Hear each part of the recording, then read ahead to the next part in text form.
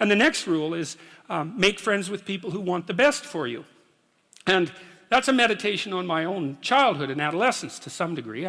I had friends who wanted the best for me and friends who didn't. And, you know, they were friends who, some of them were aiming up and some of them were aiming down. And if you have a friend that's aiming down and you do something that's aiming up, then they're generally not that happy about it, you know. They try to top your accomplishment with one of their own, hypothetical or real, or put down what you're doing, or offer you a cigarette if you're trying to quit and you've kind of done that successfully, or a drink if you've been drinking too much and are trying to stop being an alcoholic, you know. Or yeah, they're cynical and bitter and devoted towards no good. And sometimes that's family members too, and sometimes it's even part of you, you know.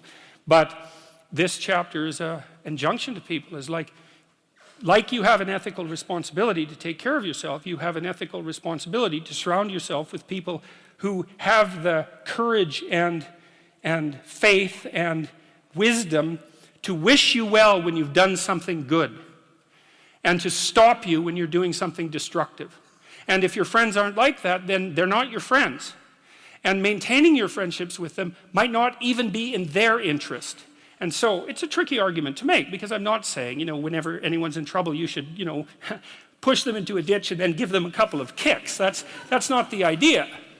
The idea is that, but I had a couple of rules I didn't write about. One was be careful about whom you share good news with, and another was be careful about whom you share bad news with. And everyone, those rules ring in people's minds quite quickly. A friend is someone you can share good news with, you know. You go to them and you say, hey, look, this good thing happened to me. And they say, look, I'm so happy that that happened to you. Like, way to be. And they don't think, God damn it, why didn't that happen to me? And like, you know, you didn't deserve it. Here's a bunch of reasons you're stupid and why it won't work. It's like, that's not helpful. And so I would say, like, if people are, you know what, the other thing people are doing, if they're trying to drag you down, let's say, is they're trying to see if you'll put up with it. Because they have this idea that maybe life isn't worth living and things aren't good, and that if they can besmirch, let's say, to use an archaic term, something that's pristine and good, then they demonstrate to themselves that there is no true ideal and that there's no necessary reason to be responsible and to strive forward. And so they use you as a test case.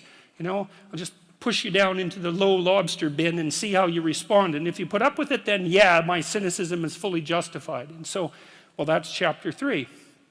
And it's a painful chapter because it also details the suicide of one of my friends, which occurred over a very long period of time. Not the actual suicide, but all the prodroma to it. And so, and it's a contentious chapter.